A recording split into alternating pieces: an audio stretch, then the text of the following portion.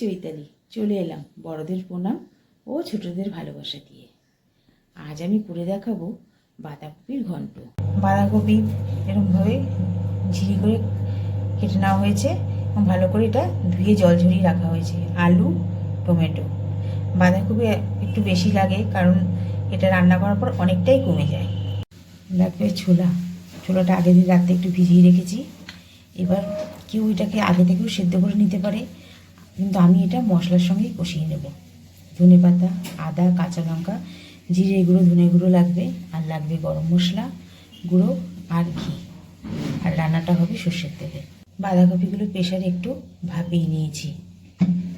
Just সিটিটা পড়বে এরকম সময় গ্যাসটা বন্ধ করে দিতে হয়, ভাপে ওটা নরম হয়ে যায়।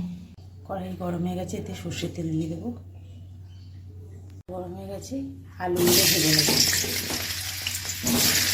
সব ফোড়নটা দিয়ে এবার একটু 1 মিনিটের মতো ভাজা ভাজা করে নেব। এবার দেবো কালো জিরে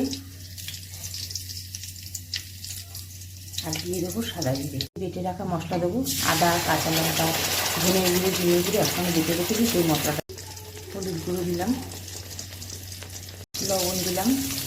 এবার এই মশলাটাকে একটু মিশিয়ে নেব। এরপরে এর মধ্যে দিয়ে দেবো ছোলাগুলো।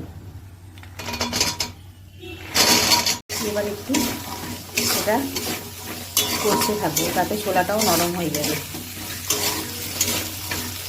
টমেটোগুলো দিয়ে দিয়েছি, রেখে এবার নাড়াচাড়া করে আবার একটু 5 মিনিটের জন্য ঢাকা দিয়ে রাখবো।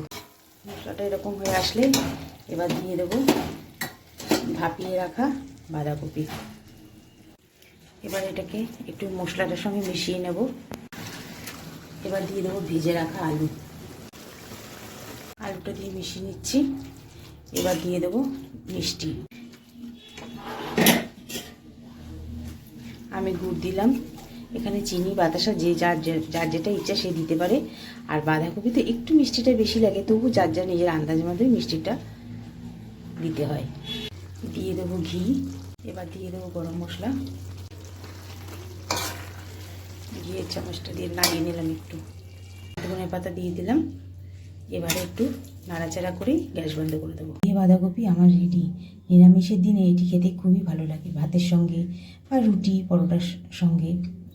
আর আমার এই রান্নাটি যদি আপনাদের ভালো লেগে থাকে তবে একটি লাইক, কমেন্ট, শেয়ার এবং আমার চ্যানেল মনের ইচ্ছেকে সাবস্ক্রাইব করার অনুরোধ রইল।